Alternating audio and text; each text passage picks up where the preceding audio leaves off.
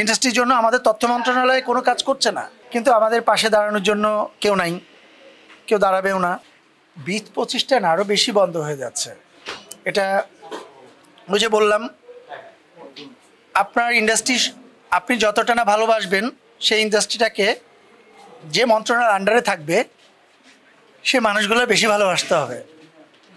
কারণ তাদের আন্ডারে আমরা চাইলেও বড় বড় কথা বলতে পারবো ক্যামেরার সামনে, কিন্তু কাজ করতে পারবো না। আমরা কি করতে পারবো? আমরা একজন প্রযোজককে ধরে আনতে পারবো যে ভাই একটা ছবি বানান, একটা ডিরেক্টর স্যারকে দিতে পারবো, ভাই ছবিটা বানায় দেন। কিন্তু ফুল ইন্ডাস্ট্রির জন্য কাজ করতে গেলে আপনি যে মন্ত্রণালয় আছেন সে মানুষগুলোর মন্ত্রণালয়ের জন্য কাজ করতে হবে, ইন্ডাস্ট্রির জন্য কাজ করতে হবে, কিন্তু তারা সে কাজ করছে না।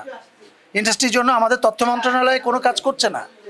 তা সেই মিনিস্ট্রিতে যারা আছেন তারা নিজেদের চিন্তা করছে, অলওয়েজ নিজেদের নিয়ে স্বপ্ন দেখতেছে, নিজেরা কিভাবে বড় করতে পারবে নিজেদেরকে সেই চিন্তা করতেছে, যে তাদের একটা পার্ট বিএফডিসি এটার জন্য কিছু করা উচিত, কেউ করছে না।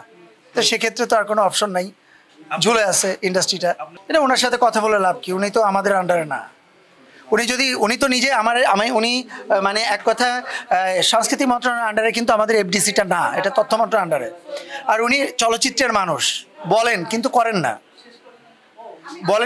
না, কিন্তু তাই যদি হতো তাহলে আজকে চলচ্চিত্র ইন্ডাস্ট্রিতে আপনি দেখেন কত রকমের মব সৃষ্টি করে একটা মামলা বাণিজ্য সৃষ্টি হয়েছিল, এই আর্টিস্টের বিরুদ্ধে মামলা, ওই আর্টিস্টের বিরুদ্ধে মামলা।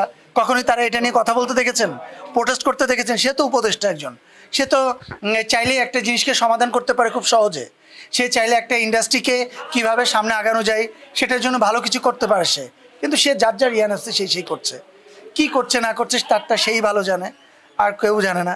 সো এটা নিয়ে আমরা কথা বলতে চাই না ভাই, বিকজ এই ইন্ডাস্ট্রি যদি মনে করে থাকে সবার, তাহলে সবাই এটার জন্য কাজ করবে। আর যদি মনে করে থাকে যে আমি এই পোস্টটা হোল্ড করতেছি, আমি আমার ইয়ানএফসি করব, আমি আমার মতো করে যতটা পারা যায় নিজের আখিরাত গুছাবো, সেটা তার পার্সোনাল হেডেক, সেটাতে আমাদের কোনো কথা বলার কিছু নাই। কই পলাতক আছে? পলাতক থাকলে তো দেশে থাকতো না। না না, এগুলো বানোয়াট কথা, এটা ভুয়া কথা। এগুলো আপনার শত্রু আপনার থাকতেই পারে, তারা আপনাকে নির্বোধ করবে, এটাই স্বাভাবিক কথা। বাট এরকম চাচু নাই, দীপজল সাহেব আমাদের জেনারেল সেক্রেটারি, সে সবসময় আমাদের এই প্রতিষ্ঠান সম্পর্কে অবগত আছে, সেটা পাশে দাঁড়াচ্ছে। সে একজন একাধারে প্রযোজক, একাধারে পরিচালক। কোনো জায়গা থেকে তো এরকম কোনো কথা আসে নাই। সো আমিও যেহেতু জানি না, আমি এটা নিয়ে ক্লিয়ার কথা বলতে পারবো না। আসলে এটা তো অনেক বড়, আমার 570 জন মেম্বার, 570 জন মেম্বারের ভিতরে ভালো আছে হয়তো বা 150 থেকে 200 জন, 370 জনই তো ভালো নাই। তো এত বড় একটা জনগোষ্ঠী, এত বড় একটা, আমি শুধু বললাম আমার শিল্পী সমিতি, এরপরে তো আরও আমার ইন্ডাস্ট্রি কেন্দ্রিক আরও অনেক অ্যাসোসিয়েশন আছে।